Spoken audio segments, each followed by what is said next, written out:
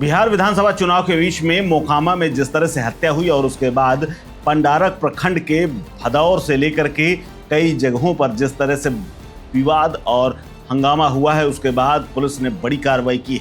पंडारक के भदौर में जन स्वराज के समर्थक दुलार चंद यादव की हत्या के बाद पुलिस विभाग ने अब कार्रवाई शुरू कर दी है और सबसे पहले अपने तमाम अधिकारियों के ऊपर कार्रवाई शुरू की है, जिसमें से प्रशासनिक अधिकारी के तौर पर एसएसपी कार्तिकेय शर्मा ने भदौर थाना अध्यक्ष रवि रंजन चौहान और घोसवरी थाना क्षेत्र के मधुसूदन कुमार को तत्काल प्रभाव से निलंबित कर दिया है। इसके अलावा एसडीओपी का भी तबादला कर दिया गया है।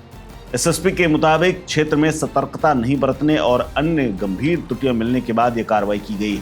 मामले से जुड़े हुए तमाम बिंदुओं की पुलिस जांच कर रही है। वहीं इसी बीच में जिस तरह से दुलार चंद की पोस्टमार्टम रिपोर्ट आई है और उसकी जघन्य हत्या की गई, इस मामले को लेकर के नया खुलासा भी हुआ है।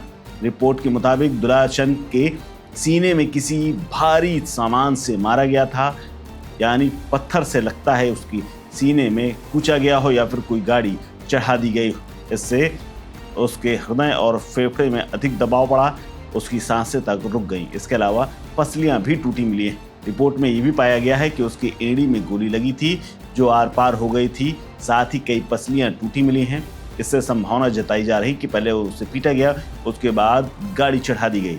पुलिस को मेडिकल टीम ने रिपोर्ट सौंप दी है, जबकि एफएसएल रिपोर्ट की प्रतीक्षा की जा रही है। हत्या के इस मामले में अब तक 4 प्राथमिकियां दर्ज हो चुकी हैं।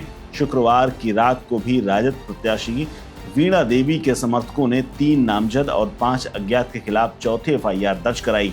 दरअसल शव यात्रा निकाले जाने के दौरान भी हंगामा हुआ था और इस बीच वीणा देवी की गाड़ियां भी तोड़ी गई थी। मोकामा, हाथीदह, पंडारक और बाढ़ थाना क्षेत्र में देर रात बड़ी पैमाने पर छापेमारी की गई है और तमाम उपद्रवियों को पकड़ करके जेल में डालने के लिए ये कार्रवाई की जा रही है, जिसमें आधा दर्जन से ज़्यादा लोगों को हिरासत में लिया गया है और कहा जा रहा है कि अब तक करीब 21 लोगों को गिरफ्तार करके जेल भेजा जा चुका है।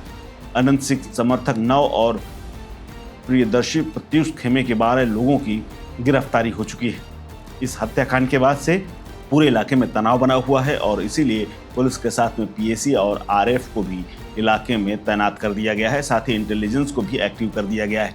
किसी प्रकार की कोई भी प्लानिंग या फिर किसी भी सुगबुगाहट को लेकर के पुलिस तत्काल एक्शन के लिए तैयार है। वहीं वीणा देवी, अनंत सिंह और प्रियदर्शी पीयूष को अतिरिक्त सुरक्षा भी दी गई है ताकि आने वाले विधानसभा चुनाव से पहले किसी प्रकार की कोई घटना न हो और ये चुनाव ठीक से निपट जाए। इस खबर में फिलहाल इतना ही। अपडेट्स के लिए बने रहिए वन इंडिया हिंदी के साथ। नमस्कार। Subscribe to One India and never miss an update.